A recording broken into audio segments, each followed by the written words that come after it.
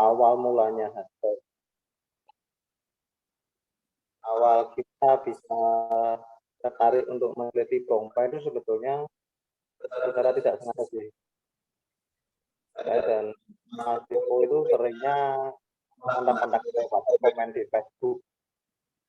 Lalu kita saat itu janjian untuk atau musuh teori. Ya. Oke. Ya. Terus? Ya. Dilanjut aja, dari Mas. itu kita mulai cari mahkamah asosiasi yang masih ada di Semarang. Nah, mungkin Mas Ibu bisa menambahkan. Ada tambahan, Mas Viko? Ya, kalau dari saya sih, sebenarnya saya juga tidak ngira kalau apa namanya bisa ketemu Bram di mausoleum itu ya, karena janjiannya lewat Facebook. Nah, setelah dari pertemuan di situ, kemudian saya diajak untuk apa namanya keliling pertama cari bongkai dulu yang biasa untuk tutup selokan untuk apa itu. Nah, setelah itu baru nyari bongnya. Ya, kalau batu nisannya kan banyak tersebar, cuma bongnya kan hanya tidak semua apa namanya tempat ada. Ya. Itu saya kira Mbak. Jadi ya menarik sih ya, karena saya sendiri bukan orang dari apa namanya sejarah, ya orang biologi. Ya. Tapi suka sejarah. Sama Ya. kalau gitu. Ya, saya kira dari saya itu. Nanti ada lagi. Oke. Langsung aja kalau gitu Mas Bram Ya, langsung presentasi untuk apa? Sharing ilmu, sharing pengetahuan soal bong-bong kuno di Semarang ini. Saya yang akan operate, nanti jenengan langsung next gitu aja. Ya, perjalanan pertama sih waktu itu saya sama Mas Viko ini ditemani sama Pak Johannes waktu itu ke Museum Tirta ini. Museum Tirta ada di Jalan Sriwijaya.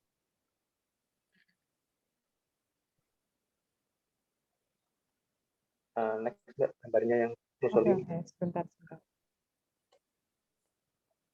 Oke. Nah, ini kopdar pertama kita.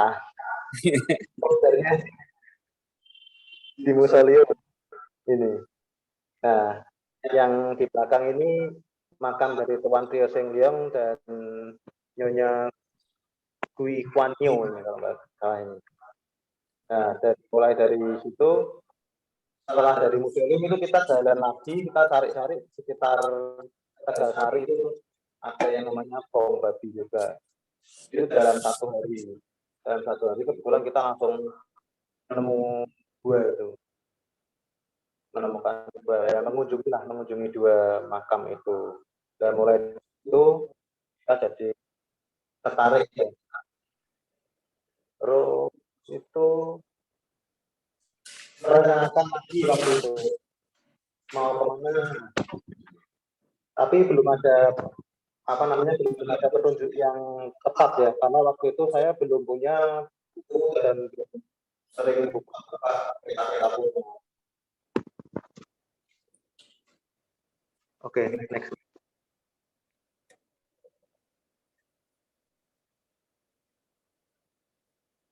Ini bagian dari Museum Tirta Leong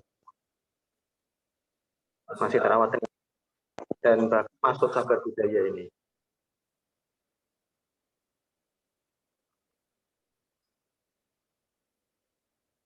Nah, ini yang Bong Babi tadi. Ini juga masih kuat.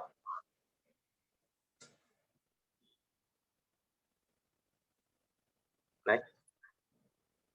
Nah, pertemuan janjian kedua itu kita di Bong Wonodri. Itu juga dapat info lah. Untuk tambahan info yang awal kita dapat itu dari seorang senior namanya Pak Irawan Raharjo. Beliau yang memberikan info-info karena beliau yang lebih awal belusukan. Tapi sudah hampir beberapa tahun yang lalu.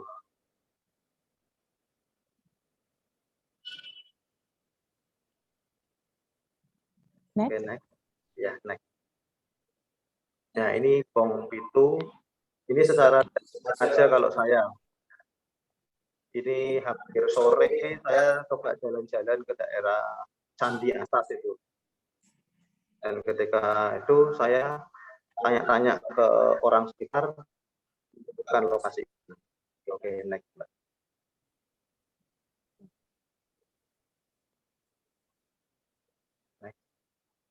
Next. Ya.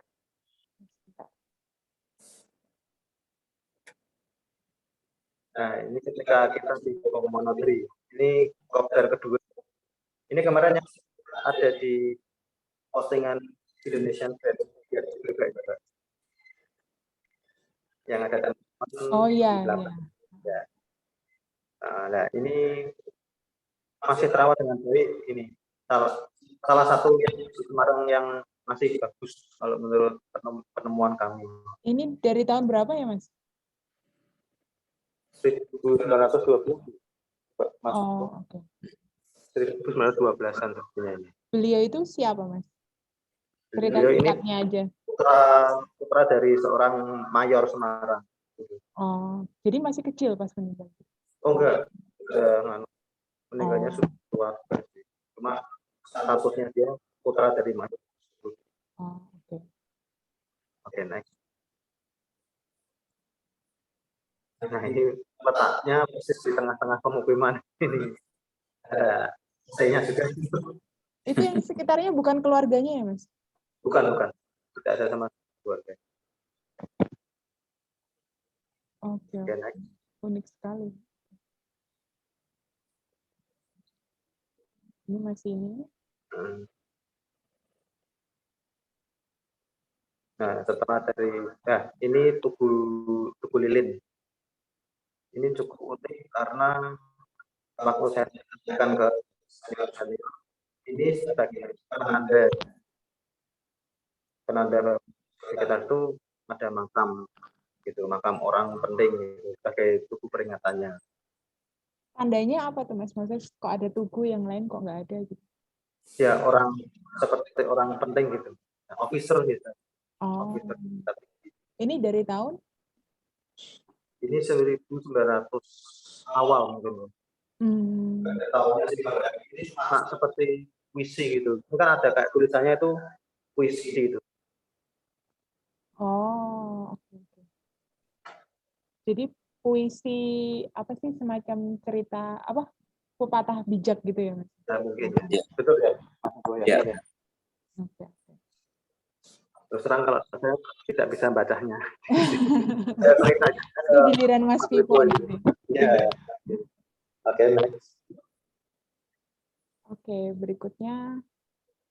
Nah, ini di Bogor. Ini yang ketiga sama Pak Yohanes ini. Nah, kalau di Bogor ini setelah ini saya mulai sering nyari buku-buku kuno karena saya penasaran dengan situs Bogor ini. Dan memang ini sekali sih literasinya bagaimana. Next. Oke. Nah, ini ada itu suami istri, Mas? Oh, bukan. Ini seperti ini pemindahan, Bapak.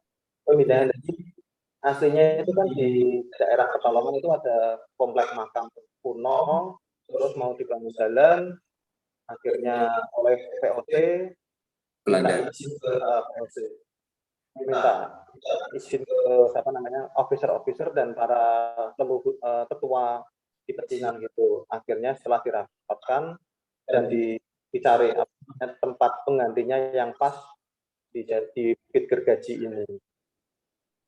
Akhirnya dipindah. Pemindahnya tahun 1797. 1900. Di kepala 1797. Oh, oke. Dikepalai oleh Kabupaten Tanjung. Nah, next.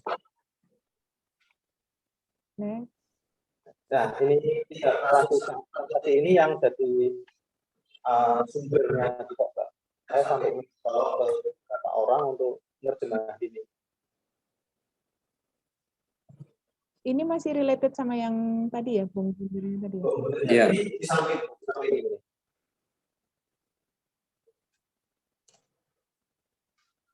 Oke. Next. Sebentar. Jadi ini masih dukung Bundar juga.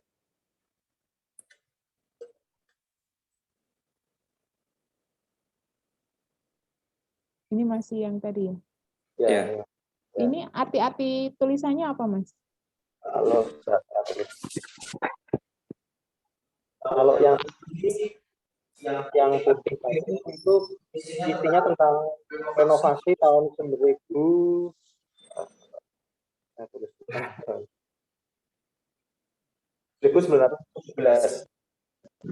Itu isinya tentang renovasi. Oh, oke. Oleh Yayasan Cilan Sai. Kalau yang sebelah kanan itu kalau nggak salah isinya mirip dengan yang di literasi tentang pemindahan makam-makam kuno itu, prasasti Jinsong Tongkui. Oh, oke. Nah,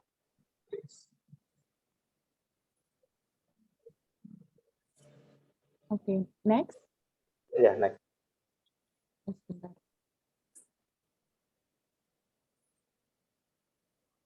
Nah, ini yang ada di Candi, next.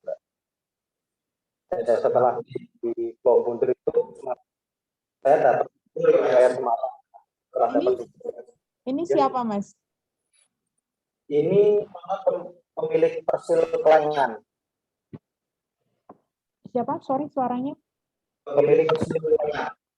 Ceritanya ada di buku riwayat Semarang. Putus-putus ya, Mas? Halo?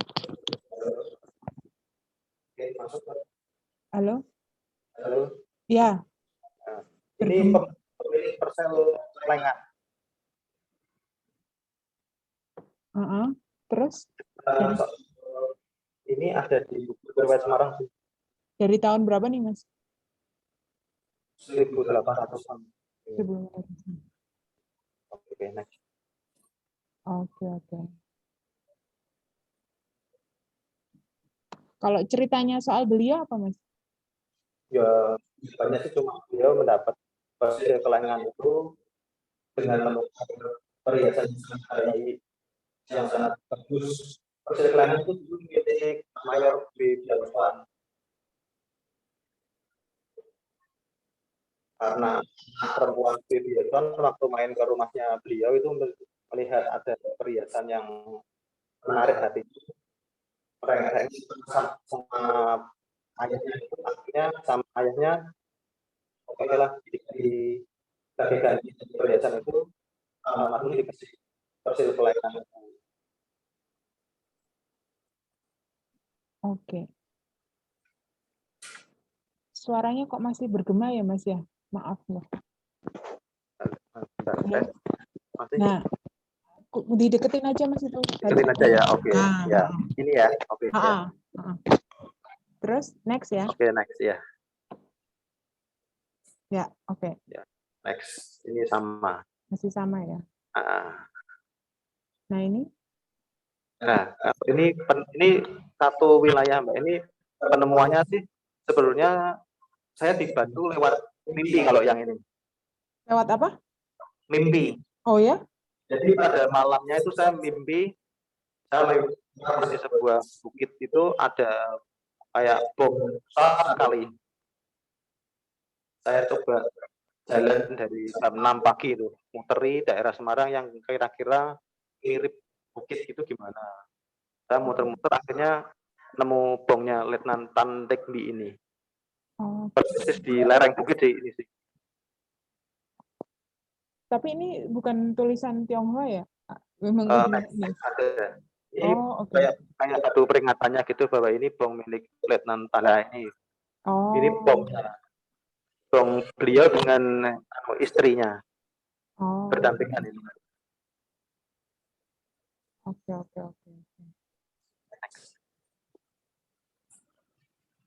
Nah.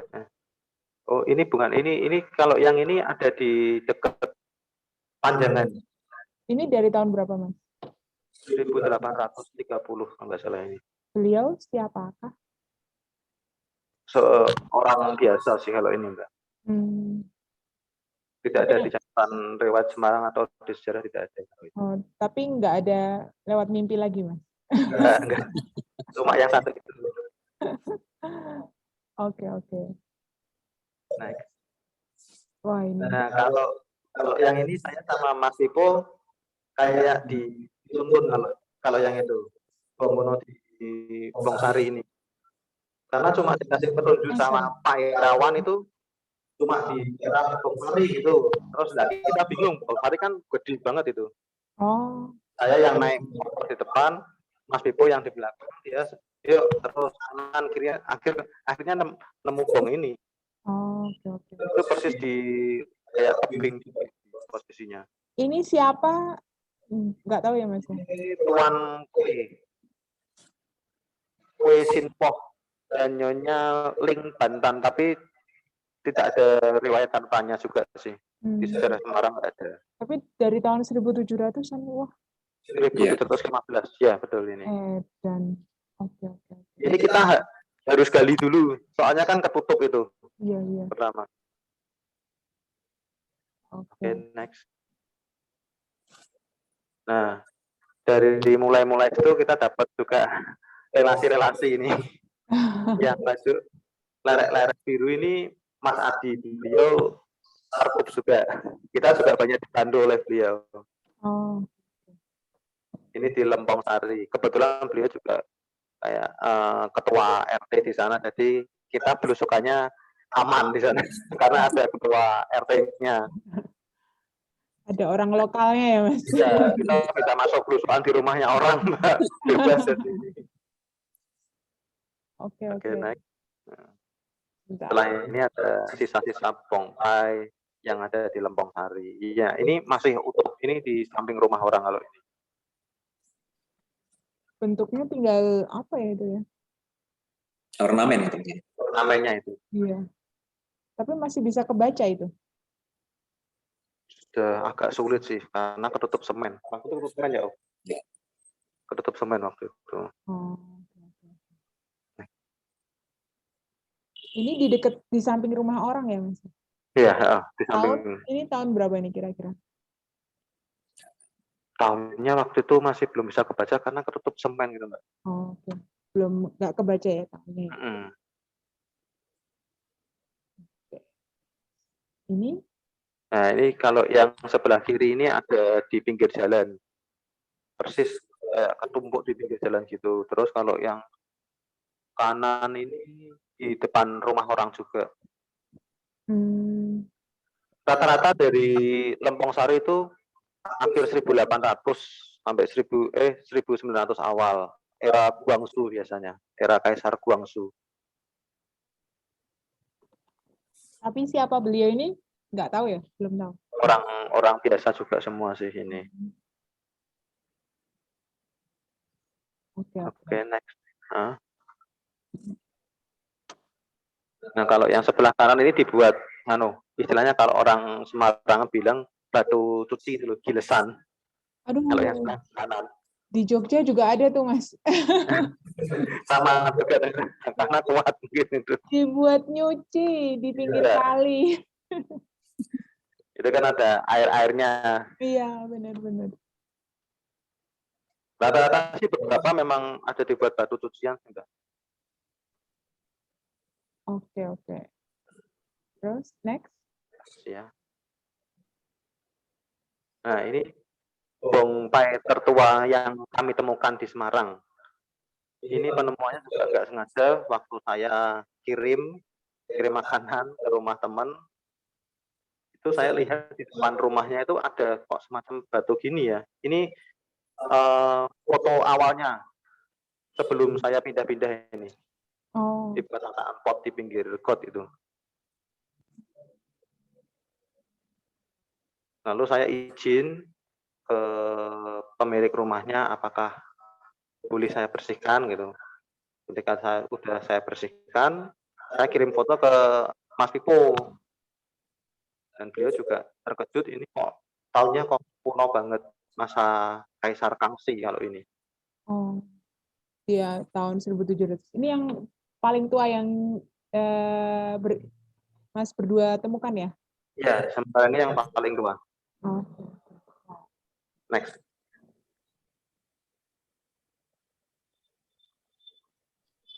Nah, ini posisi paginya setelah saya bersihkan sedikit itu. Terus sekarang masih di sana? Ya, ini sudah diselamatkan di Yayasan Rasa Dharma Bunhiantong yang waktu itu nanti ada proses pengambilannya yang dipimpin oleh Pak Haryanto Halim selaku Ketua Rasa Dharma. Oke. Ini ya? Nah, Pak Haryanto yang pakai peci ini. Disimpan untuk diapain, Mas? Dibersihkan atau memang mau dibikin museum atau? Rencananya beliau sih seperti itu, mengumpulkan sisa-sisa barang milik peninggalan orang juga mungkin ya. Oke. Next ya. Ya. Oh, ini berat banget Pak. Betul ini. Yang angkat sampai orang 10 lebih itu waktu itu sampai enggak kuat kok itu. Berat banget ya berarti. Bayangin kalau zaman dulu tuh. Iya, ngangkatnya itu. Dan saya baru tahu kalau bawahnya bong itu apa? Sorry, bawahnya apa? Tulisan nisanya itu sepanjang itu ternyata. Iya. Ini beda ya sebenarnya. Iya. Beda ini, Pak. Jenis yang berbeda dari yang biasa-biasanya ini. Oh, oke. Jadi dari makam-makamnya ada pun beda. Oh, makam-makamnya ada di sekitar pemukiman itu ya berarti ya? Dahulunya mungkin ya. Karena setelah penemuan ini saya sama Mas Wipo coba cari nggak ketemu di sekitar Gunung Printik itu. Ya. Cuman nanti di belakangnya Gunung Printik itu kan Bukit Bergota, di Bukit Bergota itu nanti yang ternyata ada banyak temuannya. Oke.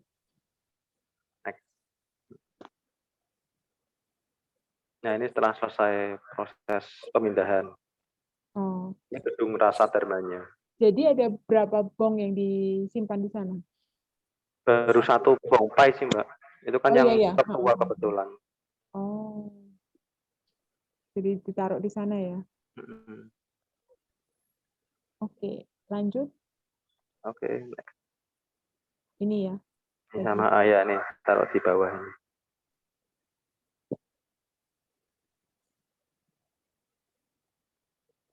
Oke. Nah, ini siapa ini, Mas? Ini Letnan Wipun Kong. Terdapat juga di buku riwayat Semarang. Ini ada di Timongan. Beliau letnan sih ini. Letnan dan juga kepala Budel Kamer kemarin. Kalau enggak salah.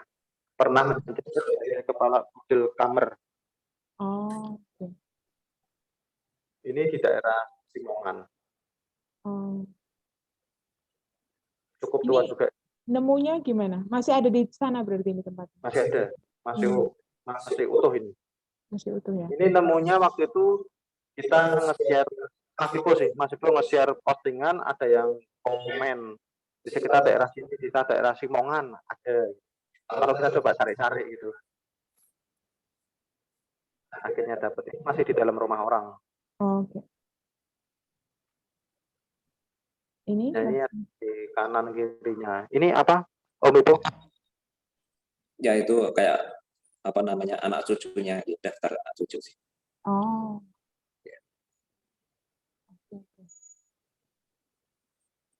Itu sebelah kanan kiri nisannya Letnan Wipun Kong itu. Oke. Terus next ya? Nah ini saya dapat foto dari keturunannya. Sorry. Ini sekitar tahun 1969. Fotonya waktu keluarga Gwi ziarah.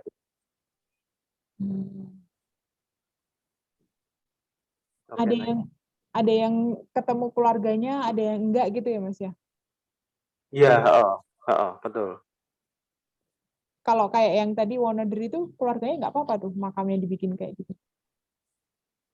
Ya mau protes gimana ya, Pak. Tapi itu kan ada, nanti saya ceritakan prosesnya seperti itu. Kan karena saya juga tanya-tanya juga ke warga sekitarnya, kok bisa seperti ini gimana. Ceritanya gimana tuh yang Wonodri tadi?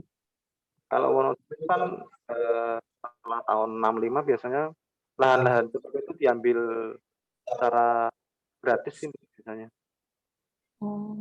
Kalau saya dengar penuturannya narasumber di tempat, jadi mereka tiba-tiba ya udah tempatin gitu aja. Yang ini tadi ya, bapak-bapak, ibu-ibu, balik lagi ke, nah yang ini ya. Wonodri. Ini tinggal Nah, satu ini Mas di komplek itu. yang utuh tinggal satu ini, Yang lain? yang lain sudah hilang. Oh, bekasnya pun atau dewa buminya atau apa? Kalau bekas masih ada. Masih ada bekas-bekas, masih ada. Di sekitar itu ya, udah jadi kompleks gitu ya. Ya, alih fungsi lahan sejak tahun 65 ke sini. Oke. Balik lagi ke yang tadi. Wonodri Part 2 itu nanti ada sisa-sisanya juga, Mbak. Oh, oke. Ini yang Lempong Sari. Oh ya. Oh, ini yang keturunan tadi. Oke. Ya. Next ya. Ini apa ini, Mas? Ini tadi. Kalau ini gapura yang ada di Wonodri Kebondalem dahulu ini kemungkinan sekitar tahun 1900-an awal ini. Dulu bentuknya seperti ini. Bentuknya seperti itu. Terus tahun 90-an atau 80 akhir itu diteteli, kalau ya bilang diteteli semua, jadikan biasa aja. Oh, sayang sekali ya. Untuk ini. Nah, gapura ini Sorry. mirip banget dengan yang ada di Sampokong. Konon katanya memang yang Sampokong yang waktu itu diperbaiki niru yang. Oh. Oke. Itu yang belakangnya itu ya bongpainya ya, Mas ya? Ya, bong. Jadi belakangnya ini pintu masuk, terus Ya. Ini pintu masuk, terus belakangnya gunung gitu ya untuk Ya, bong-bongnya. bukit-bukit. Ya. Bukit-bukit ya. Oke. Terus ini apa nih, Mas? Ini foto saya dapat dari Leiden, dari websitenya Leiden ya. Betul. Nah, ini yang patung kambing depan ini, Mbak. Nah, next coba. Oh, masih ada. Nah, ini kemungkinan besar ini peninggalannya. Oh, oke. Tapi yang jadi misteri ini kemungkinan besar letaknya itu beda dari yang foto pertama. Konon katanya. Ini letaknya jauh dari yang dekat gerbang tadi. Yang patung-patung itu sama itunya, bongpainya udah hilang semua ya, Mas? Udah hilang Ya, semua. sudah dilipat, Mbak. Patungnya dilipat. Dilipat. Oke. Ini yang tadi ya. Ya, ini belusuan part kedua lah, nih kita menemukan sisa-sisa yang ada di Jalan Wonodri ini. Jadi di Wonodri itu dulunya banyak ya? Makam milik keluarga B, officernya. Oh. Kalau di Semarang ini nggak sih, Mas? Kalau di Jogja itu satu yang saya bilang tadi ada di Gunung Merisi itu, satu bukit itu, di Bukit Merisi itu satu keluarga, makam satu keluarga besar, keluarganya Dr. Yap sama keluarganya Lee. Ya, ini sama ini. Oh, berarti Wonodri ini dulunya milik keluarga B. Oh, oke. Jadi bukan makam umum ya? Sebenarnya bukan. Oh. Cuma dari temuan yang kedua ini kita bingung karena ada marga lain, ataukah dia saudaranya atau gimana, kita masih belum bisa menemukan korelasinya. Oke.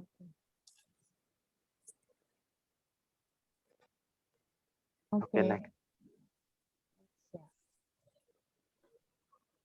Nah, ini temuan yang terakhir. Ini tahun berapa ya, Mas Viko? 1700 berapa, saya agak lupa ya. 80-an ya, 1780-an ya sepertinya. Nah, ini yang marga lain. Lim ya. Lim. Ini yang terakhir kita temukan, Mbak. Itu memang ketumpuk sampah-sampah gitu atau? Iya. Iya, ketumpuk sampah. Pertamanya malah tidak ada bentuknya sama sekali. Kita cuma dikasih tahu oleh ibu-ibu ya, Mas Ibu waktu itu ya. Ibu-ibu kalau ada di situ ada satu dan ketumpuk sampah gitu. Iya, ketumpuk. Ya, pertama itu Mbak. Pertama kita ditunjukkannya itu makam, tapi setelah dicari makam Jawa ya. Lalu kita jalan, itu kan ada lapangan di situ ya, ada lapangan di bawah pohon apa namanya itu, kayak namanya apa, Wonodri. Joho. Nah, itu kami terus jalan ke sudut. Kalau saya lihat kok di sudut itu ada seperti batu nisan. Nah terus sama Mas Bram itu dibuka, diangkat. Oh, ternyata memang itu batu nisan. Oke. Terus next nih? Ya, next. Ini Nah, yang ini tadi ya? gerbangnya tadi. Ini gerbangnya jadi seperti ini. Nah. Oh, oke. Sungguh tidak indah.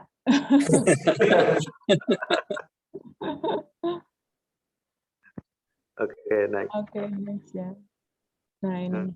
Nah, ini yang fokusnya di sini kita. Ini pertama kali menemukannya pun juga nggak sengaja.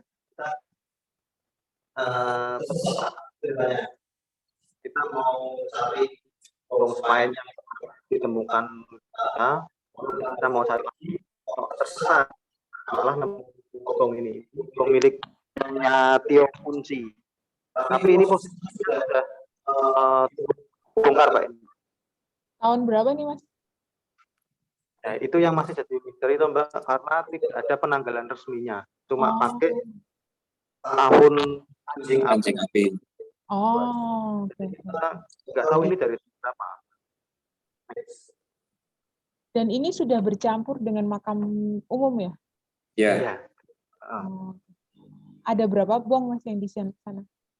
Sekitar 17 kalau kita berhitung. Tapi terpencar-pencar, Pak. Oh. Yang posisi sebelahan dua ini nanti. Ya, ini. Yang apa? Sorry. Bersebelahan. Oh. Ini Tio dan Tuan Tio. Sebelahnya persis. Oke.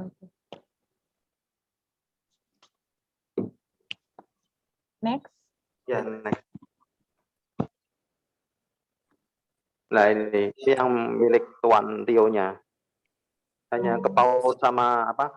Tangga tadi loh, Mbak. Oke. Yang lain yang kan di Bergota itu ada 17 tadi katanya. Itu kisaran tahunnya berapa? Yang lain? Abad 18 kita. Masuknya abad 18 ya? Iya. Banyak yang kepotong juga sama banyak yang tulisannya mulai rusak. Oh.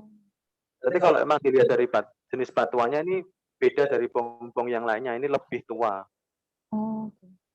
Karena kalau pas kita lihat kan bentuknya yang simpel sama nggak ada hiasan-hiasan juga dia. Oke. Next ya. Ya. Nah, itu kita sempat ukur juga. Nah, ini kekhawatiran kita yang punyanya Tuan Tio ini kan masih utuh ya, Mbak. Kekhawatirannya itu akan digusur ini sama warga sekitar. Yang kiri? Yang kiri atau yang kanan? Kalau yang sebelah kiri ini sudah sempat hilang ini, sudah isinya sudah hilang ini. Oh. Yang sebelah kanan itu kan atasnya itu kan sudah mulai digembur. Iya. Itu beliau siapa, Mas? Masih menjadi misteri, Mbak. Karena kita nggak tahu ini tahun berapa. Cuma namanya Tuan Tio Sun Chiang. Betul ya, Om Ibu? Ya, Tio Sun Chiang. Ini yang masih jadi anjing api juga.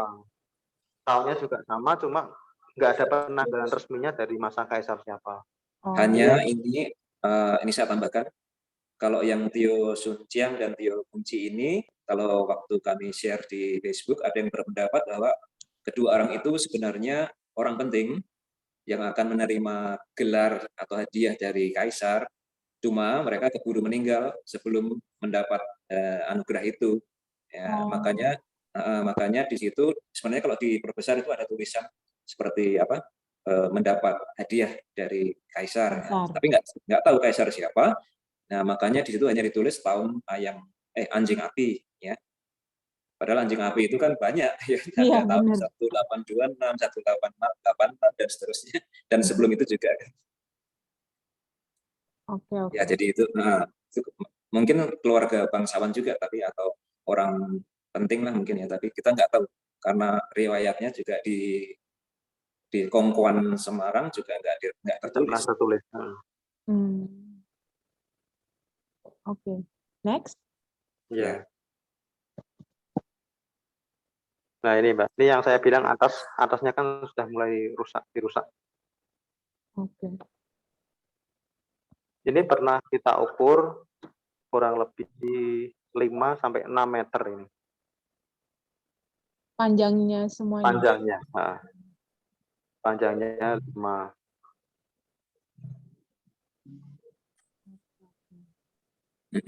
Ini yang Tuan Tio Sunjiang ya. Oh. Ya. Kalau yang Nyonya Tio Kunci tadi itu lengkungnya, itu kan belakang ada tembok lengkung ya. Itu tebal sekali, hampir 2 meter. Kalau yang Tuan ini hanya 1,5 atau kira-kira itu.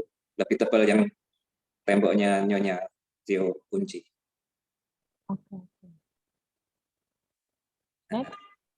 Ya. Nah ini foto kita kesini kedua kalinya waktu itu sama Pak Agus, ini yang foto Pak Agus ini. Fotografer Semarang. Fotografer Semarang ya.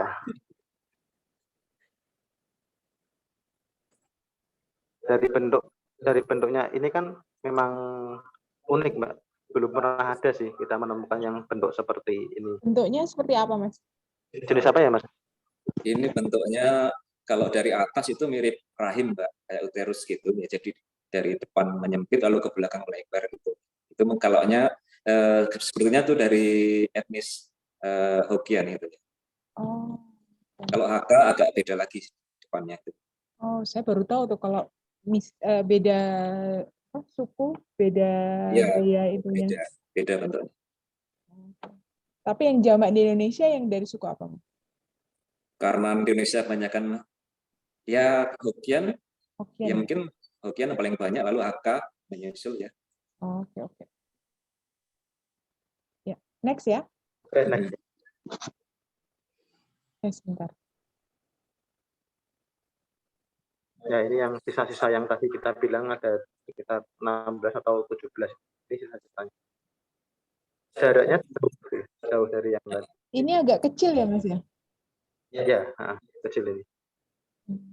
Ini beliau siapa? Tahun berapa?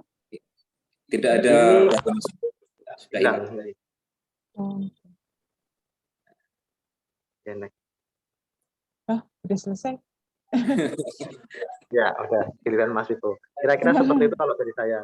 Jadi menggambarkan perjalanan dari awal sampai terakhir kemarin itu. Oke.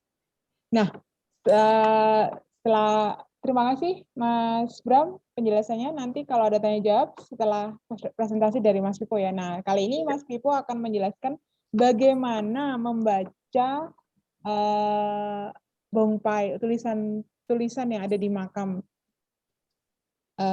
Singkat saja, walaupun pasti agak pusing, saya juga pusing pasti. Tapi kita belajar bareng ya, singkat. Bahasanya jangan rumit-rumit Mas, nanti yang dengar saya, termasuk saya ini pusing. Sorry. Kepencet. Sorry.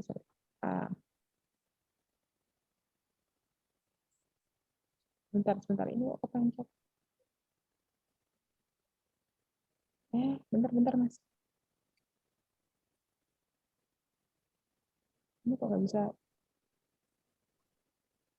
Gimana sih? Udah. Maaf. Oke, langsung aja Mas. Sudah keluar Mbak? Ya. Silakan Mas Pipo. Tempat saya PPT-nya nggak keluar. Oh gitu, sebentar. Ini kok.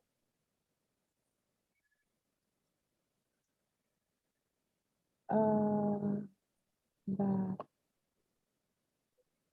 Oh iya, sebentar. Salah.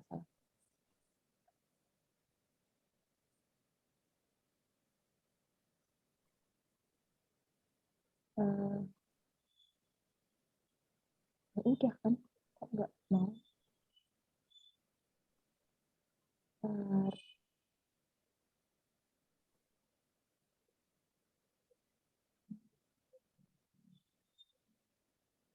Maaf.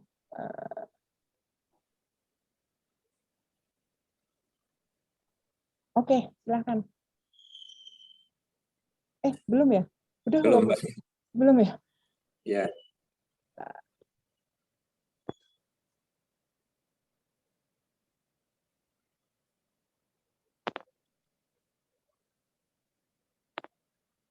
Oke, silahkan. nah, ya, ini yang pertama itu adalah tabel untuk membaca pada batu nisan ya. Itu ada 2 tabel. Ini gimana? Mhm. Yang pertama, tabel 1 itu 10 batang langit ya. Jadi ada unsur kayu, unsur api, tanah dan sebagainya, lalu masing-masing ada yang dan yin-nya. Ya, kemudian yang tabel kedua itu sionya. Jadi ada 12. Ya, jadi 12 sio. Nah, itu nanti dikombinasikan masing-masing ya nanti sehingga tahunnya nanti akan berulang setiap 60 tahun ya. Akan berulang lagi. Misalkan itu ada tahun tikus kayu ya misalkan ya nanti tikus kayu itu tahun 1804 nah nanti akan berulang lagi 1804 dan seterusnya ya. Nah itu biasanya tulisan ini muncul pada batu nisan yang model lama. Kalau model yang baru yang sekarang sudah angka biasa ya, kalau 1980 ya angka 149 tapi dalam huruf Hanse ya huruf Cina itu tapi angka biasa, tidak pakai model-model shio dan batang langit. Nah, nanti ada contohnya, ya saya ambil contoh, nanti kita bisa baca bersama-sama. Ya, next. Bentar. Ini ya, Mas. Nah, ini tuh tahun, ya daftar tahun. Ya, daftar tahun ke kombinasi antara batang langit dengan shio, ya cabang bumi. Ya, jadi tinggal mengkombinasikan, nanti itu kan berulang setiap 60 tahun. Ya, misalkan Bombay-nya itu masa kaisar siapa, nanti kalau di situ tidak tertulis, ya tinggal mengurangkan. Misalkan itu ada tahun 1804, tapi kok batu nisannya lebih tua, ya tinggal mengurangkan 60, dan demikian juga dengan kombinasi yang lainnya. Nah, itu kan nanti tahun-tahun itu yang tahun Masehi, ya, jadi bisa itu fungsinya untuk melihat pada masa kaisar siapa, tahun pemerintahan keberapa. Next, Mbak. Bentar. Oh ya. Nah, ini dia. Nah, ini adalah nisan dari Letnan Tantipi. Ya. Nah, di situ saya beri keterangan kotak jingga yang lampas sendiri itu ada yang kanan dan kiri, yang tengah itu bukan ya. Kotak jingga kanan kiri itu adalah biasanya disebut mata bong. Itu menunjukkan daerah asalnya. Di situ tertulis bacanya dari kanan ke kiri yaitu ada Xiaoyu ya. Ya. Jadi Xiaoyu. Nah, hurufnya itu yang dalam batu nisan itu sudah masih model lama ya sehingga huruf gunung yang seperti Trisula itu ada di atas. Sedangkan yang model baru itu gunungnya ada di sebelah kiri ya. Bisa dibandingkan dengan keterangan pada huruf di sebelah kanan itu ya. Nah, itu daerah asalnya Xiaoyu. Xiaoyu itu suatu tempat pulau ya, suatu pulau di dekat danau. Lalu kotak hijau itu adalah menunjukkan tarikhnya atau tahunnya. Di situ terlihat pada masa Kaisar Guangxu ya tahun ke-29. Nah, untuk makin memperjelas, di situ ditambahkan tahun harimau, ya, harimau apa namanya, air, ya, harimau air. Nah, kalau dikonversi ke Masehi tahun ke-29 dan tahun harimau air itu ketemunya tahun 1902, ya, Masehi. Lalu bulannya itu di situ dalam bentuk bukan angka juga, ya, itu bulan. Nanti ada keterangan bulannya pada slide berikutnya dan tanggalnya. Nah, lalu yang kotak ungu itu nama jabatannya. Kalau ada, ya, kalau orang biasa ya tentu nggak usah pakai itu, ya, langsung dari atas ke bawah lalu nama, ya. Di situ jabatannya kebetulan letnan, yaitu Luitin Lan, ya, letnan. Lalu kotak merah itu nama, ya. Untuk nama yang paling atas itu dua huruf ke atas itu namanya, lalu yang paling bawah itu marganya, ya. Nah, yang saya tulis di samping itu sudah saya urutkan marga dulu, lalu namanya, ya, Tan Bigby. Lalu kotak oranye itu keturunannya, ya, yang membuat atau yang membangun makam tersebut. Ya, jadi itu yang umum atau yang biasa dijumpai di batu nisan. Nah, di situ angka-angkanya kebetulan angka yang biasa, ya, 20 ya coret seperti itu, lalu 9 ya seperti itu. Nanti ada angka yang lain pada bongkai, ya, cari pakai model yang lain, nanti ada slide-nya. Next, Mbak. Tapi selalu seperti ini ya Mas ya, maksudnya di bongkai manapun aturannya seperti ini? Iya, bongkainya seperti ini. Di suku apapun selalu ya, seperti ini? Umumnya seperti itu. Memang ada perkecualian, ya, tapi untuk membuat tulisan itu harus dihitung juga, Mbak. Jadi jumlah hurufnya itu tidak bisa sembarang, ya, karena menurut apa namanya, menurut pembuat bongkai atau juga ahli apa namanya yang tulisan gitu harus dihitung berdasarkan kapan si mendiang ini lahir atau kapan jam berapa dia meninggal, itu ada aturannya. Saya enggak bisa gimana ngitungnya itu, ya. Di Hanya Semarang mereka yang tahu. Di Semarang masih ada orang yang tahu soal ini, soal bagaimana menghitung-hitung itu. Kalau yang tahu ya mungkin ada, tapi kita belum pernah ketemu. Cuma tempat membuat bongkai di Semarang masih ada. Ya, ada satu di Pecinan. Okay. Next, ya. Ya.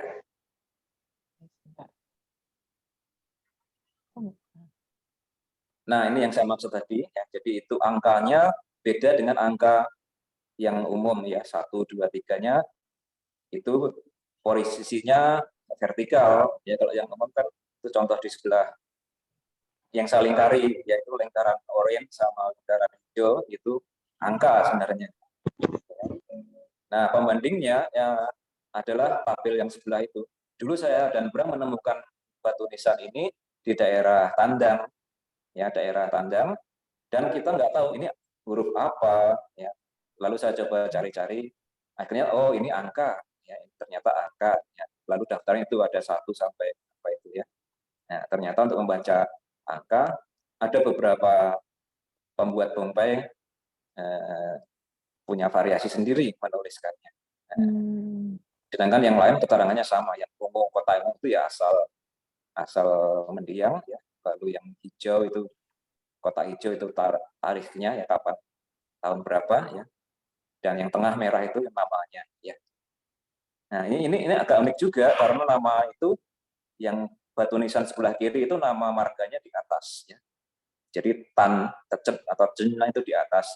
Padahal yang umumnya marganya ada di bawah setelah 2 nama diri, ya. Tapi di situ Tan ada di atas. Yang saya kotak merah sebelah kiri. Nah, yang sebelah kanan pun juga Tan saya kira. Nah, itu, Mbak. Oke, next. Ya. Masih ada kan? Yang tentang bulan. Nah, ini dia. Ini untuk bulan. Di situ tadi saya bilang di bompainya Letnan Tantik B itu adalah gambar yang nomor dari atas ke bawah itu yang nomor 8. Ya, jadi dia wafat pada bulan ke-8. Urut dari atas 1, 2, 3, 4. Nah, itu yang gambar ke-8, tulisan ke-8 adalah tadi terdapat pada bongkainya Letnan Tantik B. Ya, tapi tulisannya pakai yang model sebelah kanan dari tanda sama dengan. Ya, kalau yang model sekarang pakai yang sebelah kiri sama dengan angka biasa itu. Ya, angka biasa. Nah, kalau dilihat yang sebelah kanan tanda sama dengan itu kebanyakan adalah tumbuh-tumbuhan. Ya, ada bunga, ada tanaman apa, bunga apa, pohon apa. Nah, mungkin orang-orang bisa jadi ya orang-orang Tiongkok Tionghoa sana memberi nama bulan berdasarkan kapan pohon atau bunga ini mulai muncul ya, karena kita tahu mereka tinggal di negeri 4 musim. Iya. Nah, Oke. ya itu saya kira, Mbak. Ya. Nah, mungkin dari saya untuk pedomannya seperti itu. Ya, sekilas pedomannya seperti itu, karena kalau belajar butuh bertahun-tahun. Oh, enggak. Saya justru mulai belajar itu kan, saya mulai dengan Bram itu Agustus 2020 ya.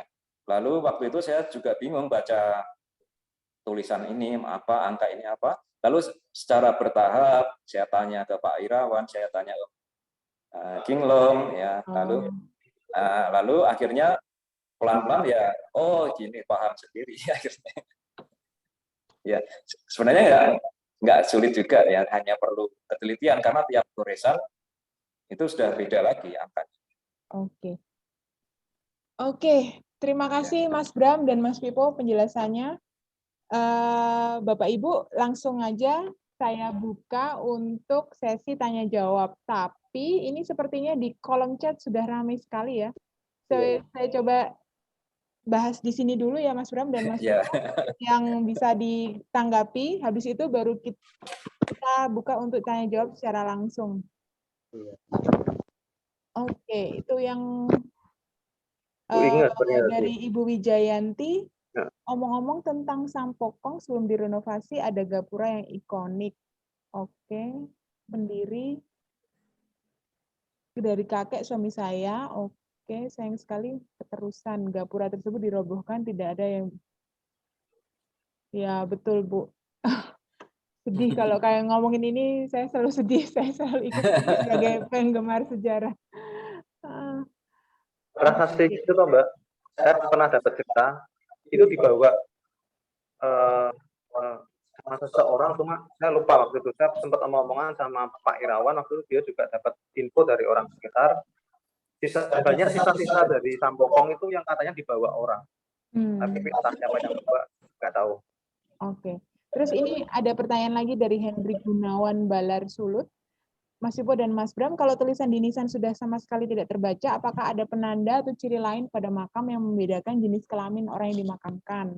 Seperti makam Minahasa, kalau laki-laki di atas makam ada bangunan kecil berbentuk tajam ke atas, kalau perempuan segi 4. Ada, Mas? Kalau tulisan sudah nggak jelas, ya sulit ya Om. Sepertinya.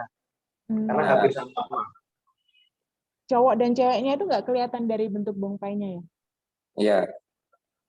Kecuali yang tadi yang kasus pada bongkai Nyonya Tio dan Pak Tuan Tio, itu memang bentuknya beda, Mbak.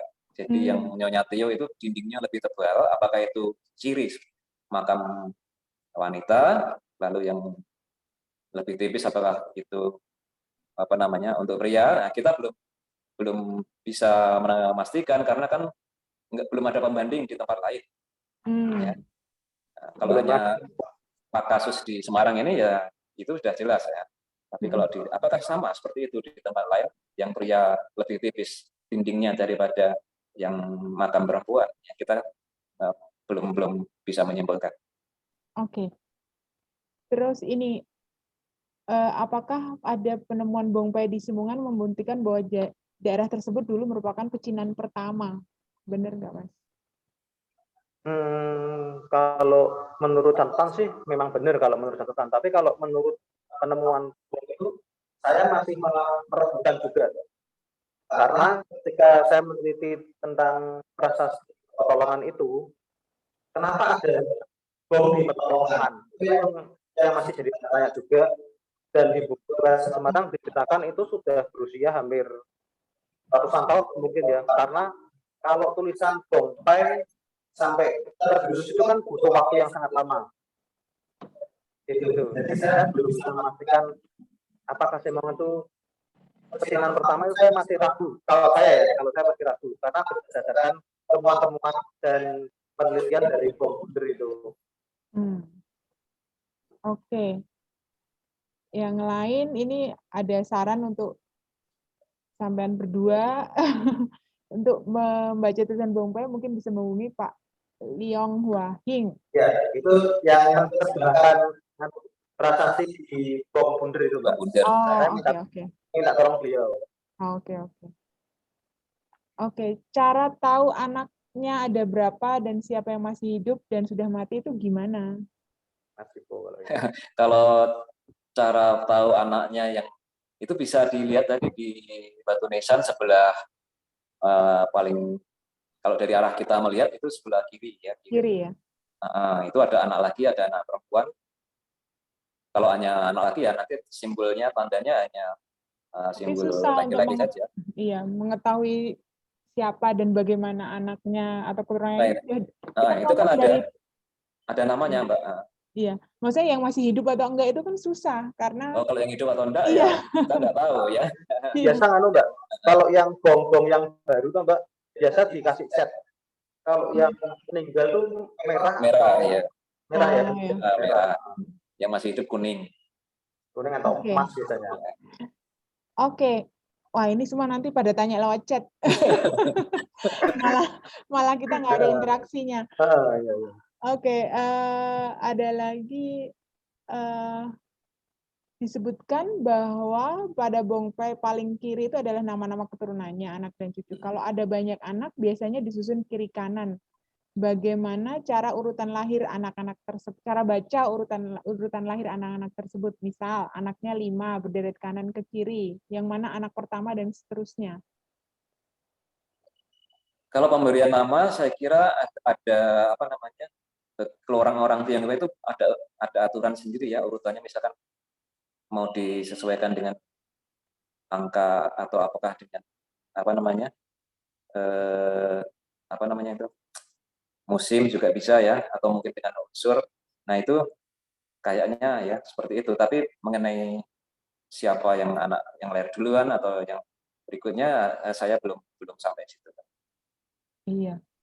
Oh ya, ada satu lagi Mas, yang pecinan Simongan setelah tahun 1690 sengaja dipindah nggak sih? Nah, ini Mbak, ini saya cari kadang-kadang orang keliru ternyata. Saya pun awalnya mengira bahwa itu dipindah. Mas, mikrofonnya ditaruh sini. Nah. Oh ya.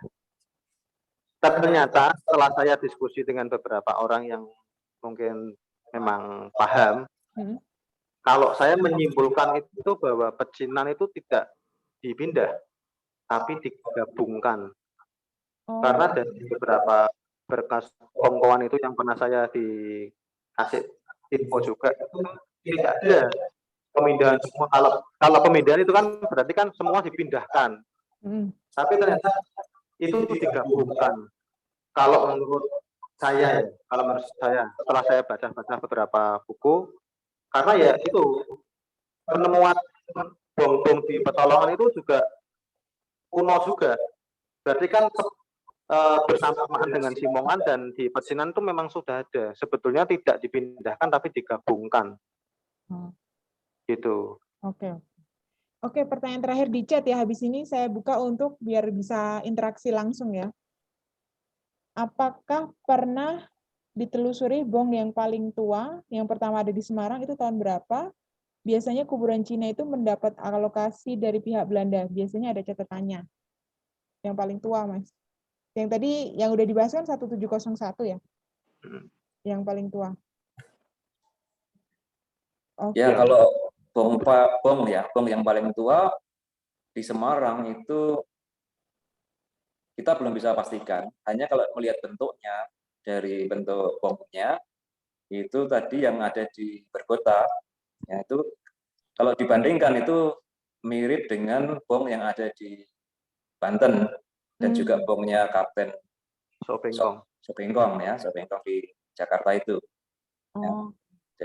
Jadi materialnya juga penyusunnya juga batu kapur, ya jadi bukan semen seperti yang ada sekarang. Jadi kelihatan beda sekali ya. Jadi materialnya material kuno juga, batu kapur campur pasir campur apa itu cukup keras ya. Tapi untuk tahunnya kita nggak bisa pastikan ya karena tadi hanya ditulis nama Shio dan Pertama Langit ya. Lalu kaisarnya juga tidak ditulis nama kaisarnya. Itu yang kesulitan kami menentukan. Kalau tahun nggak ada, hanya tahun berdasarkan batang langit dan cabang bumi, sementara nama kaisar nggak ada, ya kita hanya bisa menduga-duga. Jadi tahun anjing api itu tahun ini ya. Tapi melihat bentuknya ya itu kuno ya. Tapi untuk bongpainya sendiri, ya, dari batu nisan sendiri, tadi yang sementara ini yang sudah dipindah ke Rasa Dharma yang tadi tahun 1701 tadi. Oke, Bapak Ibu, sudah saya buka ini sesi tanya jawabnya. Bisa langsung unmute untuk tanya baik langsung ke Mas Pipo atau ke Mas Bram. Jangan sama saya ya, saya cuma penggemar sejarah. Silahkan yang mau tanya langsung raise hand aja. Selamat siang. Iya, selamat siang Pak. Dengan Pak siapa ini? Halo? Dengan Halo. Bapak, ya, dengan Pak Bapak Irawan. Pak Irawan. Silahkan Pak. Untuk Mas Pipo, mungkin kuburan paling kuno di Semarang yang pernah saya temukan itu adalah yang di bawahnya Kelenteng Kebon Jeruk. Karena kuburan itu sudah direnovasi pada tahun 1736. Masa Jenderal diadakan renovasi. Padahal bongpai sampai bisa rusak itu kan butuh waktu ratusan tahun. Itu renovasi bongpainya itu sekitar tahun 1736 karena masa pemerintahan Xianlong. Itu satu. Kedua mungkin menjawab pertanyaannya, pakem untuk menulis bongpai itu memang ada pakemnya, tapi untuk masing-masing suku itu bisa berbeda. Kalau biasanya kami dari suku Hakka itu selalu ditulis makam itu adalah generasi keberapa. Biasanya ada. Kalau Anda menemukan bongpai yang tertulis nama generasi, itu biasanya adalah bongpainya orang Hakka. Kemudian juga tadi mengenai itu Taijen. Taijen itu pertama saya kira adalah menunggu anugerah kaisar. Namun ternyata itu setelah saya cari di referensi buku-buku lama dapat diketahui jika Taijen itu adalah merupakan suatu kata-kata pujian yang biasa ditulis di bongpai zaman kuno yang mengartikan bahwa itu penghargaan atau penghormatan kepada dua belah pihak. Yang pertama adalah pihak yang sudah meninggal atau almarhum, itu seakan-akan ahli warisnya atau keturunannya mengatakan bahwa almarhum akan mendapat penghargaan dari kaisar. Semacam itu. Sedangkan itu juga sekaligus memberikan suatu kehormatan bagi ahli warisnya.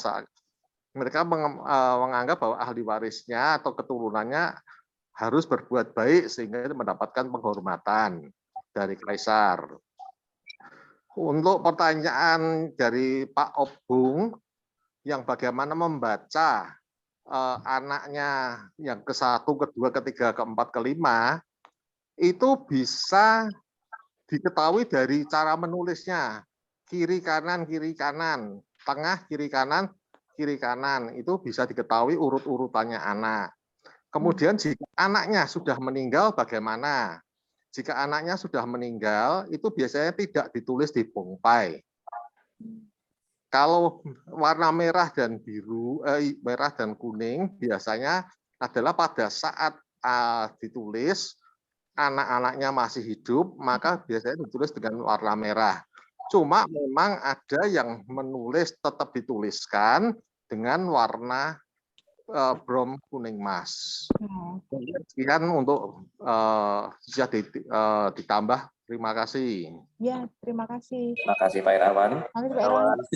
Ini Pak Irawan, Mbak. Ini, Mbak. Oke, siap. Terima Gurunya kasih. kami, Pak. Siap. Guru kami. Salam hormat Pak Irawan. Ya, selanjutnya dari Mas Rehan Biadila. Ini teman saya dari Jakarta ini. Silahkan. Mau Ya, tanya? makasih Mbak Nuri, Mas Ipo, sama Mas Bram, sama Pak Irawan. Ya.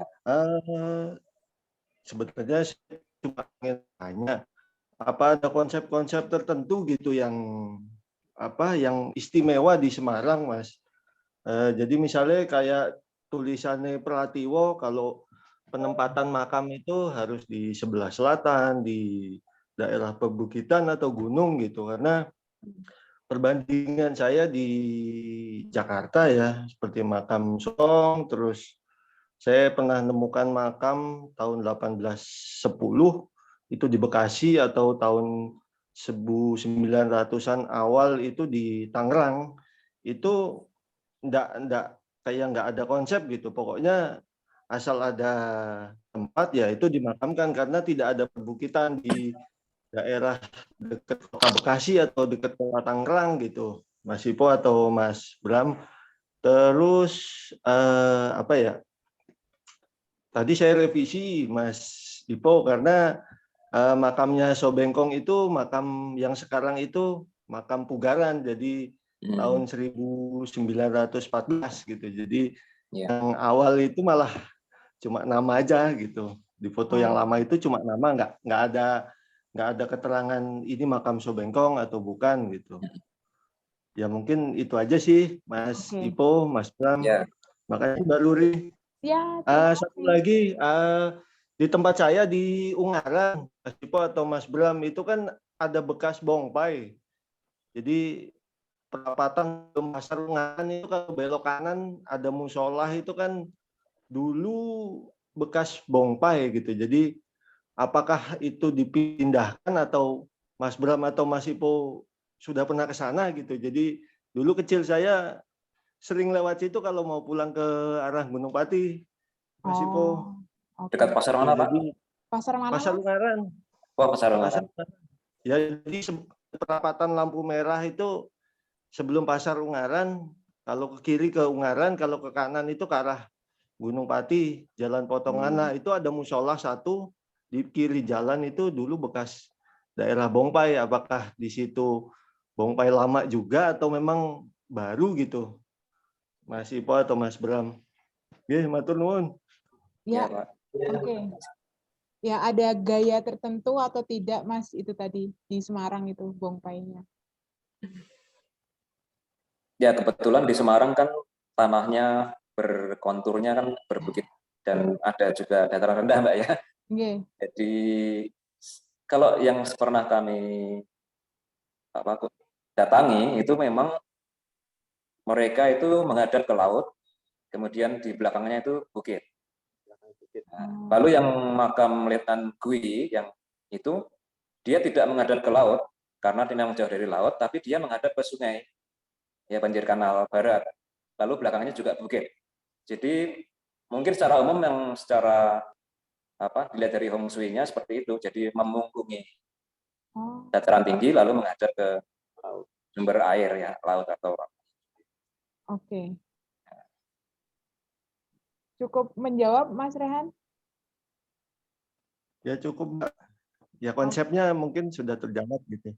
Makasih Mas Ipo, Mas Bram. Makasih Pak Rehan. Sekarang ada yang bertanya lagi? Kalau enggak, saya yang tanya. Ya, kalau ini saya kemarin waktu kapan itu kan saya ngajak followers Indonesia Graveyard untuk bersih-bersih makam di makam Bongpai di Jogja kan. Terus saya foto dan saya upload di Instagram Indonesia Graveyard. Terus ada yang tanya, Mbak itu kok udah rusak? Karena memang kondisinya sudah rusak gitu loh. Padahal kalau udah rusak itu tuh bahaya buat keturunannya gitu. Karena itu makamnya dari 1932. Karena untuk membangun makam itu kan harus ada feng shui dan sebagainya. Nah, kok tidak dirawat gitu kan? Karena kalau tidak merawat bong leluhur itu jatuhnya bahaya untuk keturunannya karena bisa mendatangkan hal-hal buruk lah gitu. Nah, kayak gitu. Terus dia cerita keluarga istrinya yang memang tidak merawat itu dan yang salah meletakkan feng shui makam itu. Terus setelah papanya meninggal, terus karena salah feng shui-nya, terus dari 10 anaknya itu 4 ikut papanya gitu loh, meninggal dalam waktu yang berdekatan gitu loh. Cerita beliau ya, waktu itu salah satu followers kami. Terus akhirnya dibenerin feng shui-nya, terus akhirnya aman lah sampai detik ini gitu. Jadi, orang tuanya meninggal di tahun 60-an kalau nggak salah.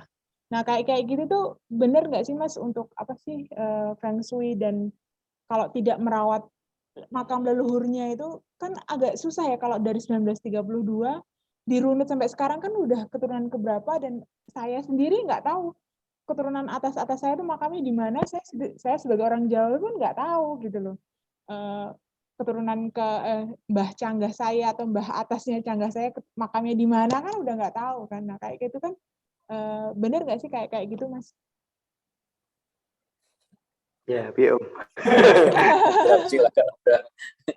Feng shui-nya itu loh yang harus bener banget gitu. Kalau itu kembali lagi ke kepercayaan sih Mbak kalau saya. Oh, oke. Kenyataannya kan banyak bong-bong yang kuno seperti yang saya temukan itu kan memang sudah tidak terawat. Jadi kan harapannya sih dengan adanya penemuan ini mungkin ada keluarga yang mungkin tidak tahu jadi tahu ini ternyata bong leluhur saya. Iya. Jadi merawatnya. Tapi untuk yang seperti tadi yang mungkin kayak celaka atau gimana sih ya itu kembali lagi ya. Saya tidak bisa bilang wah ya benar atau ya salah, itu kembali lagi ke masing-masing pihaknya saja. Iya. Kalau memang benar-benar ada kejadian seperti itu kan berarti oh ya benar. Kalau saya kan belum pernah tahu, cuma yang pernah saya tahu itu tetangga saya sih. Dia sudah dikasih tahu oleh kakak-kakaknya supaya jangan ngubah-ngubah makam dari ayah atau ibunya secara sembarangan gitu. Tapi karena beliau istilahnya ada uang, oke lah ini kan niat baik. Akhirnya dirubah posisinya ya dirubah, bisnisnya jadi jatuh. Memang benar saya tahu itu kalau yang itu. Oh, feng shui-nya yang mungkin nanti bisa belajar lagi ke yang bikin bongpai itu loh Mas. Feng shui-nya itu harus sesuai banget sama letak dan menurut yang lahir, menurut yang meninggal dan sebagainya, keluarganya dan sebagainya. Itu kalau enggak ya seperti teman saya tadi yang bilang kalau ya keluarga istrinya terus dibawa sama papanya gitu loh. Itu yang agak menyeramkan sih kalau saya begitu dibenerin. Iya, begitu dibenerin kok enggak gitu sampai detik ini semua baik-baik saja gitu loh. Karena salah feng shui-nya itu aja. Makanya mungkin buat ya percaya nggak percaya Mas ya saya juga nggak tahu, nggak mendalami ilmu feng shui Ya, itu. kita juga nggak tahu. Iya. Oke, posisi hadap makam, ketinggian saya bentuk makamnya. Oke. Ada lagi nih pertanyaan, cara membedakan bongpai orang Hokkien sama orang Kongfu. Udah ya tadi ya, Mas ya? Masih Bu? Iya, dari bentuknya Mbak. Yang setahu saya kalau yang Hokkien itu bagian apa dari batu nisan ke kanan kiri itu agak rata ya. Lalu yang satu lagi yang Hakka itu ada lengkungannya, ada lengkungan. Oh, oke. Saya nggak ada Saya ada gambarnya, tapi tidak saya bawa. Sebenarnya ada skemanya ada. Oke. Itu ada Pak Pujo Rahmanto atau Mas Pujo Rahmanto, raise hand, silahkan unmute Mas. Ya, terima kasih. Ini saya salah satu pengamat dari studinya Pak Pipo dan Pak Bram ini di. Oh, Pak Pujo ya, dari grup. Ya, jadi ini sebenarnya data yang menarik sekali ya. Maksudnya dari sini kita bisa kembangkan ke kalau menurut saya ya ini data primer yang bagus gitu ya. Jadi dari data-data BONG, terus kemudian dia di situ ada lokasinya begitu ya, terus ada kita bisa lacak angka tahunnya begitu ya. Ini kalau saya melihat minimal ini bisa jadi buku sebenarnya Pak. Jadi saya mendukung sebenarnya. Pertama saya mengencourage ya untuk Mas Bram dan Mas Pipo ini untuk mendokumentasikan dengan baik dan arahnya nanti bisa untuk bikin buku begitu ya. Saya harapkan bisa jadi buku begitu supaya kita ada istilahnya catatan dokumentasi apa yang diamati dan kemudian bisa kita share bareng-bareng. Kalau buku itu kan cakupannya lebih luas dan tercatat ya. Jadi nanti bisa ya itu tadi. Jadi dari data-data dan lokasi tanggal-tanggal ini ya itu kita bisa melacak sebenarnya migrasi ya. Yang pertama kan migrasi. Pertama kali orang-orang Cina ini datang ke Semarang begitu khususnya lokasinya di Semarang. Terus kemudian barangkali mungkin ada juga beberapa gelombang begitu ya, gelombang saya nggak tahu mungkin dari hasil penelitian kemudian digabung dengan data-data yang lain ya, barangkali berkaitan juga dengan pergerakan politik yang ada di baik yang di Cina daratan begitu ya ataupun yang ada di sekitar Semarang gitu kan. Misalkan ada pengungsi dari Batavia begitu misalkan masuk ke Semarang begitu misalkan ya, ini saya analogikan saja ya. Seperti itu sih. Jadi mungkin ini mudah-mudahan nanti kita bisa diskusi lebih panjang, lebih jauh ya. Kalau saya mampir ke Semarang, saya sempat. Siap Pak Pujo. Ya itu aja sih yang bisa saya sampaikan sih. Saya dukung ini.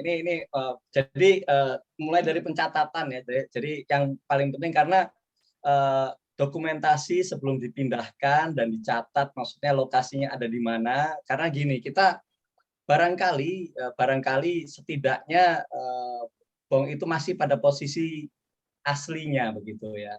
Kalau dalam posisi aslinya kita bisa melacak kaitannya dengan ya barangkali dulu itu adalah tempat pengembangan atau tempat bergesernya kota Semarang, perkembangan kayak gimana dan seterusnya begitu. Nah kalau sudah tercatat begitu kan kita tahu. Oh, ini lokasinya ini tahun sekian, ini lokasinya ini tahun sekian dan seterusnya. Gitu. Itu aja sih yang bisa saya sampaikan. Saya sangat mendukung ini, Pak. Oke, terima kasih Pak Pujo. Terima kasih, Pak. Amin. Tantangan tuh Mas bikin buku. Saya tunggu lah itu. Ya. Nanti cari penerbitnya, Mbak ya. Oke, ada lagi yang mau bertanya? Mungkin saya, Mbak, kalau boleh. Oh, silakan Pak Ya. Cawari. Ya. Silakan. Iya, betul. Ya, selamat siang. Selamat siang. Saya Muhammad Hawari dari Balai Arkeologi Yogyakarta. Waduh, berat ini. Nah, ini betul aja. Saya cuma penggemar loh, Pak. Ampun, Pak. Maaf. Ya, tapi mungkin yang saya sampaikan kalau tadi sudah disampaikan karena tadi saya juga maaf tadi saya juga pas ada acara keluar jadi mungkin tidak seluruhnya saya bisa mengikuti. Tapi karena saya arkeolog, ada satu hal yang ingin kami sampaikan. Kalau di dalam arkeologi itu ada 3 hal yang saling berkaitan, yaitu bentuk, waktu, dan lokasi. Nah, kalau yang dikaitkan dengan bentuk, tadi sudah disampaikan. Ada yang masih utuh, ada yang sudah terancam mau dirubuhkan, dan lain sebagainya. Kemudian yang terkait dengan waktu, tadi juga sudah disinggung-singgung, meskipun tadi juga ada beberapa yang belum diketahui, tetapi mungkin kalau tadi mendukung Pak Pipo tadi, mungkin kalau dibukukan akan menjadi lebih baik, menarik, dan itu menjadi catatan tersendiri. Kemudian terkait dengan waktu, kait dengan ruang, saya tadi belum lihat, tapi mungkin saya salah. Kaitannya dengan juga lokasi. Jadi lokasi itu bisa dilihat dari dua hal. Pertama, lokasi administrasi tadi juga sudah disebutkan. Kemudian lokasi astronomi. Lokasi astronomi itu mungkin kaitannya dengan kalau di plotting nanti persebarannya di mana saja di Semarang, karena mungkin bisa di kabupaten, bisa di kota, sehingga nanti lokasi itu kan menjadi sebuah peta persebaran. Jadi mungkin bongbong itu akan mengumpul di satu tempat di mana atau tersebar atau di mana dan lain sebagainya. Kemudian kaitannya dengan tadi yang kembali ke ruang, memang juga menjadi tadi kan bisa dilihat dari persebaran tadi. Mungkin itu saja pertanyaan saya dan mungkin juga masukan. Mohon maaf kalau tadi saya yang terlewat. Itu saja, terima kasih Mbak. Matur nuwun. Ya, Terima kasih, Pak. Ya, menambahkan juga boleh ya? Boleh. Silahkan. Ya, jadi saya melanjutkan dari Pak Khawari ya. Nah, benar sekali Pak, kalau kita bisa memetakan gitu ya secara geografis ya, secara koordinat begitu kita catat, misalkan kalau sekarang kan sudah ada teknologi GPS dan segala macam itu, Pak Mas Pipo dan Mas Bram, saya berharap sih setiap penemuan tercatat begitu ya, jadi minimal lokasinya ada di sini begitu ya, jadi kemudian kita bisa memetakan itu, kita mengelompokkan ini area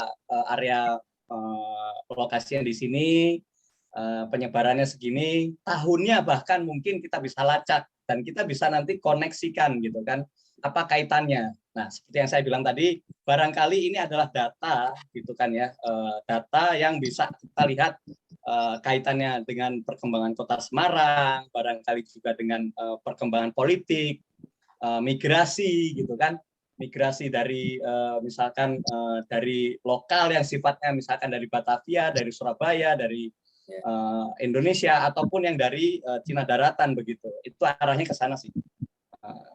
Begitu aja Pak, tambahan dari saya. Oh ya, Man, saya tambah sedikit juga kalau boleh. Ya. Ya. Ya, jadi terkait dengan tadi yang disampaikan tadi, kalau saya juga pernah melihat misalnya makam-makam Belanda, karena di makam Belanda itu kan pada umumnya itu dilengkapi dengan epitaf, yaitu tulisan pada makam. Dan di beberapa epitaf itu juga tertera di bagian pojok, nggak tahu di bawah kanan atau bawah kiri itu ada pabrik tempat membuat epitaf itu. Jangan-jangan nanti di bong itu juga di bagian tertentu ada tulisan-tulisan yang bisa menunjukkan bahwa marmer atau bahkan dari makam itu dibuat di mana. Karena saya lihat misalnya salah satu contoh itu di Kerkop Ngawi itu ada pabriknya itu di Surabaya. Nah, jangan-jangan nanti kalau misalnya itu bisa yang di Pong Semarang itu bisa tercatat seperti itu, meskipun belum sekarang belum detail, tapi paling tidak kalau ada hal seperti itu kan bisa menunjukkan bahwa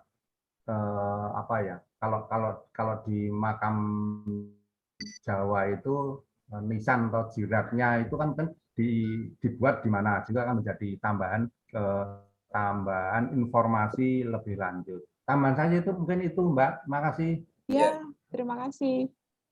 Sebetulnya kalau yang di Semarang yang selama kita temukan itu ada di Museum Tio Seng Leong, betul ya, Mas Iko? Ya.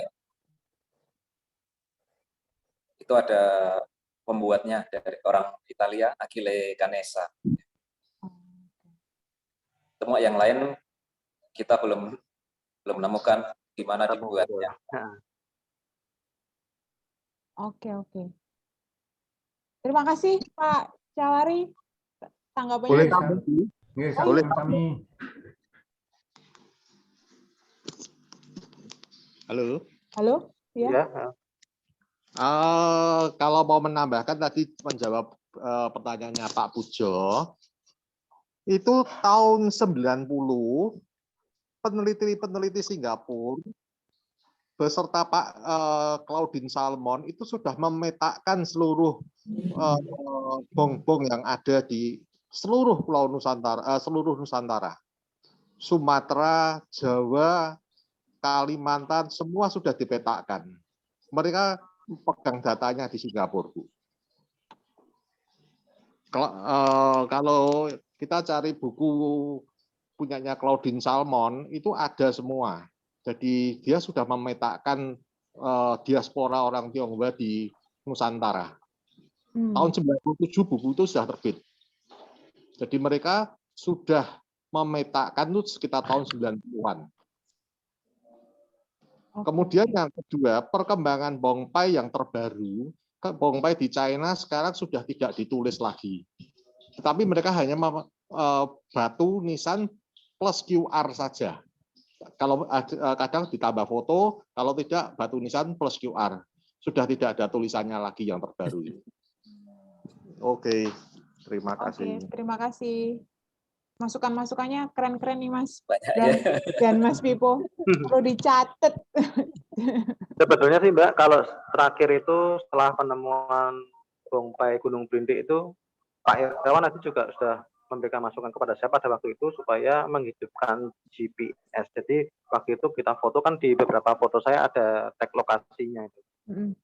Jadi sudah ada titiknya di situ. Ke depan mungkin merangkum ini. Ke depan pengennya jadi apa sih Mas perjalanan ini, semua perjalanan ke Bongbong ini mau ditaruh di mana, di buku, di apa sebagai artikel atau apa gitu? Buat Mas Tipo dan Mas Bram. Kalau dari saya ya Mbak ya. Saya Tan Tipo dan Mas Bram. Selanjutnya follow up-nya itu apa setelah dulu waktu saya belusuan cari bongpai belum ada foto, belum ada GPS ya. Jadi handphone zaman dulu masih nggak ada, belum ada handphone zaman dulu, belum ada GPS. Harus bawa tustel dan tustelnya itu dari pinjam teman. Sekarang zaman sudah maju ya. Anda bisa foto, bisa GPS. Sekarang saya tantang pada Anda follow up-nya bagaimana setelah diketahui ini. Saya pernah menghubungi Cagar Budaya Semarang, tetapi tidak ada kelanjutannya. Nah, maka dari ini Anda yang masih muda dan masih semangat, ini setelah Anda menemukan ini bagaimana? Diasporanya digambar saja gitu. Yang semangat, yang penting. Pemetaannya mau dibikin buku atau bikin apa gitu, Mas? Baik, untuk menjawab pertanyaan itu kebetulan pada waktu ada festival budaya di Sendang di Ungaran itu kemarin bulan November, saya ketemu dengan Bu Eti lalu Bu Ika. Mereka tertarik dengan usaha kami mengumpulkan data bong dan bongpai di Semarang. Lalu mereka dari kelompok Sinau Cagar Budaya atau Sigarda yang ingin mengajak kami untuk membuat buku inventarisasi makam Tionghoa di Semarang. Nah, nanti kalau jadi bisa dijadikan istilahnya maju ke Cagar Budaya Semarang. Dengan demikian harapan ini ya bong yang kuno itu bisa dijadikan cagar budaya. Ini juga kami juga dapat masukan dari Pak Murtioso, yang dosen dari Bandung. Beliau melihat bahwa yang di Berkota itu sudah pantas dicagar budayakan. Ya, cuma kami kan belum tahu gimana proses atau aturan untuk mengajukan benda jadi benda cagar budaya atau calon cagar budaya kita tahu. Tapi harapan kami yaitu dibukukan dulu, ya, sudah ada diajak oleh dari Sigarda, kemudian nanti akan kalau itu sudah jadi akan dibubarkan, termasuk nanti maju ke Kota Semarang. Demikian. Siap. Jadi perjalanan masih panjang ya, Mas ya? Masih panjang. Masih panjang.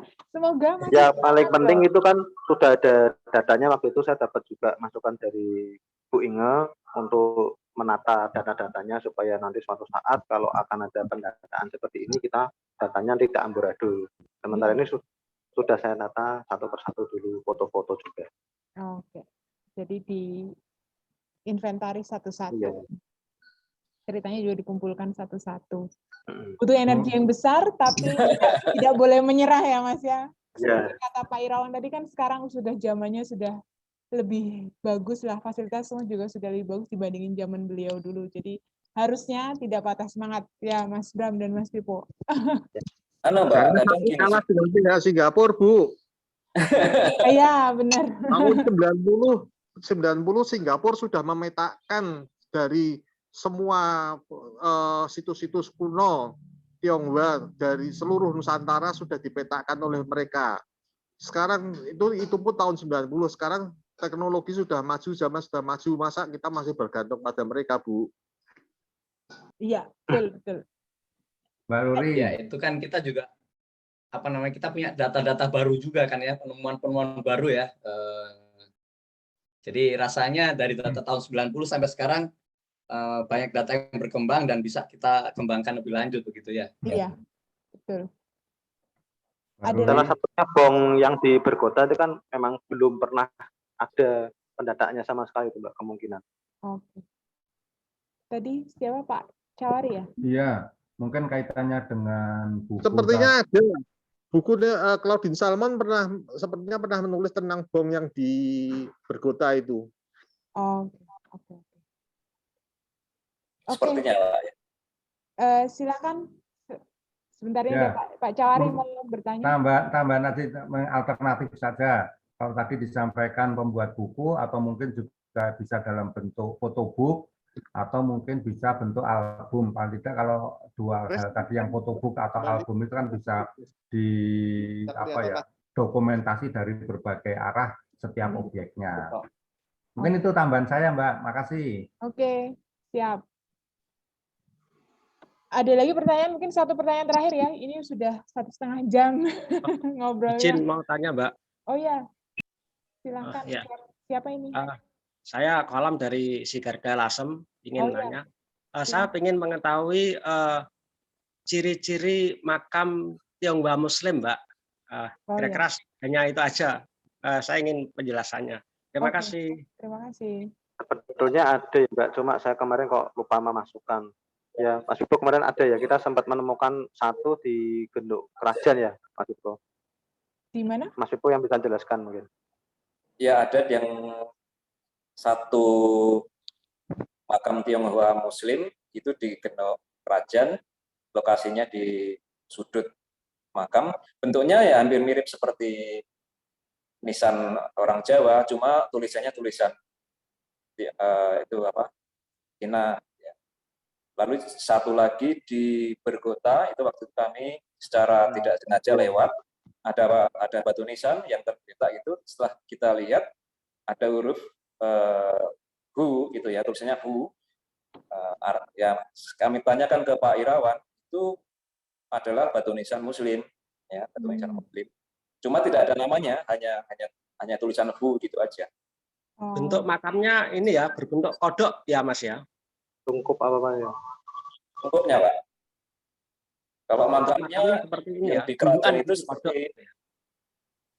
gimana, Pak? Bentuk makamnya seperti bong-bong Cina pada umumnya ada. Enggak, beda. Ya.